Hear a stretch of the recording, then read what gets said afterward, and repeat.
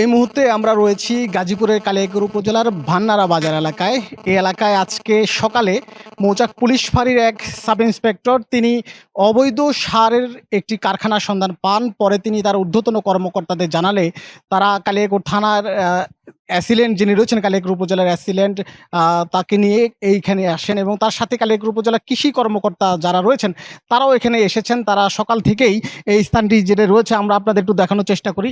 যেমনটি আপনারা দেখতে পাচ্ছেন বস্তায় বস্তায় এখানে সার রয়েছে। এই সারগুলো সকাল থেকেই কিন্তু কৃষি কর্মকর্তা যারা রয়েছেন তারা এই স্থানটিতে পর্যবেক্ষণ করছেন এবং পিছন থেকে তারা দেখছেন মূলত এগুলো কি দিয়ে বানানো হয়েছে, অবৈধ কিনা বা এখানে কোনো ভেজাল কোনো কিছু রয়েছে কিনা। যদিও এখন পর্যন্ত কেমিস্ট ছাড়া সঠিক তদন্ত ছাড়া কোনো কিছু বলা যাবে না এখানে কি রয়েছে। আমরা কারখানাটিতে যেমনটি দেখতে পাচ্ছি অনেক বড় বড় মেশিন রয়েছে, যে মেশিনগুলোর মাধ্যমে বিভিন্ন কাঁচামাল একত্রিত করে এখানে ভেজাল সার তৈরি করা হতো। সকাল থেকেই কালিয়াকৈর উপজেলার যিনি অ্যাসিডেন্ট রয়েছেন অর্থাৎ ভ্রাম্যমাণ আদালত যিনি পরিচালনা করেন তারা এখানে ছিলেন। তার সাথেই কিন্তু কালিয়াকৈর উপজেলার যিনি কৃষি কর্মকর্তা রয়েছেন, কৃষি কর্মকর্তারাও এখানে রয়েছেন। তারা সকাল থেকে সারগুলো দেখছেন এবং ইতিমধ্যে কিন্তু এক ট্রাক সার জব্দ করা হয়েছে। আমাদের সাথে কালিয়াকৈর উপজেলার যিনি কৃষি কর্মকর্তা রয়েছেন জনাব আতিকুর রহমান, তার সাথে আমরা একটু কথা বলবো। যে মূলত আপনারা এখানে কখন এসেছেন, কি অভিযোগের ভিত্তিতে এসেছেন এবং কি পেয়েছেন এখানে? সকাল থেকে যখন আমরা পুলিশ ফাঁড়ি থেকে খবর পাই, অর্থাৎ আমরা এখানে বিভিন্ন সময় বিভিন্ন ধরনের নিউজ পেতাম, কিন্তু আমরা সরাসরি ট্রেস করতে পারতাম না যে কারা কিভাবে কি করতেছে। তো আমাদের ধারণা রিসেন্টলি তারা এই ধরনের ফ্যাক্টরি ডেভেলপ করছে, এত বড় একটা ফ্যাক্টরি ডেভেলপ করছে খুবই রিসেন্ট টাইমে, কারণ সবসময় আমরা তদারকির মধ্যে থাকি।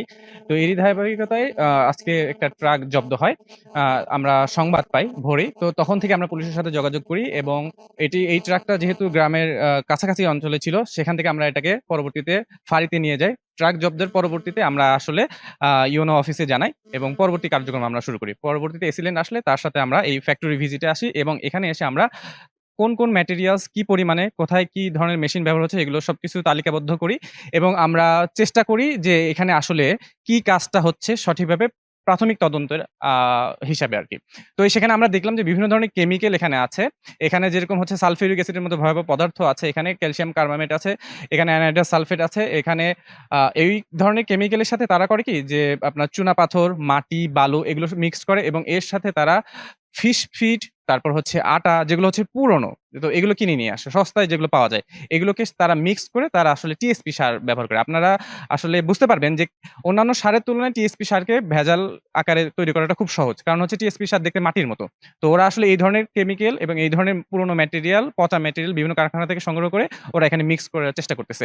তো আমরা এই নিউজগুলো অনেকদিন আগে থেকে পাচ্ছিলাম এবং বিভিন্ন জায়গায় বিভিন্ন সময় তদারকি করার চেষ্টা করতেছিলাম। তো আজকে আমরা সফল হইছি আরকি সকালে। পুলিশ ফাঁড়ির যিনি এসআই ছিল উনাকেও অনেক বেশি ধন্যবাদ এবং এখানে এসিল্যান্ড অফিস এবং ইউনো অফিস এবং আমাদের ডিডি স্যারের প্রত্যক্ষ নির্দেশনা আমরা কিন্তু সবসময় কাজ করে আসতেছি। স্যার সবসময় খোঁজখবর রাখতেছিলেন, আমার কৃষি অফিসার সবসময় খোঁজখবর রাখতেছিলেন এবং আমরা এই কার্যক্রমটা করছি। এখন আপাতত আমরা এটাকে সিলগালা করে দিব এবং আমরা পুলিশদের সাথে সবসময় কথাবার্তা বলতেছি। তারা অপরাধীকে ধরার চেষ্টা করতেছে এবং এইটা শেষ হয়ে গেলে আমরা পরবর্তীতে বিভিন্ন ধরনের মামলা, সার ব্যবস্থাপনা আইন এবং বিভিন্ন সবার সাথে পরামর্শক্রমে যেটা করা যায় এটা ব্যবস্থা করা, অর্থাৎ এগুলোকে ধ্বংস করে দেওয়া এবং কিভাবে এগুলোকে আদালতের মাধ্যমে হস্তান্তর করা যায় সেগুলো করার চেষ্টা করব।